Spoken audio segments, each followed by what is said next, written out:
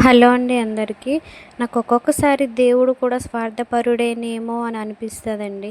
ఎందుకంటే దేవుడు బంగారం లాంటి ఇద్దరు ఆడపిల్లలనిచ్చి తల్లిని తీసుకెళ్ళిపోతే దేవుడు కూడా స్వార్థపరుడే అనిపిస్తదండి. ఇప్పుడు ఆ పాపకి ఏం తెలీదు. పుట్టి ఒక 1 వీక్ అవుతది. ఆమె ఎదిగేటప్పుడు ఫేస్ చేయాల్సొస్తది చాలా ఇబ్బందులు. నువ్వు పుట్టగానే మీ అమ్మ చనిపోయింది. నువ్వు పుట్టగానే ఇలా అయింది, అలా అయింది అనేసి. వాళ్ళ ఫాదరే అనొచ్చేమో, నువ్వు పుట్టగానే మీ అమ్మ చనిపోయింది అనేసి. ఇన్ని రోజులు మనతో కలిసి తిరిగి మంచిగా మాట్లాడిన పర్సన్స్ ఈరోజు లేరు అనేసనంటే ఆ మాట తీసుకోవడం చాలా కష్టం కదండీ. పైగా ఇద్దరు ఆడపిల్లలు.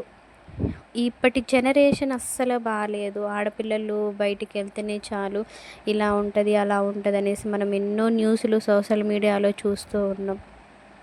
దగ్గరుండి భయం చెప్పడానికి, ఇది మంచి, ఇది చెడు అని చెప్పడానికి కూడా తల్లి లేదు. ఇలాంటప్పుడే కదండీ దేవుడి మీద స్వార్థం అని అనిపిస్తది. కోపం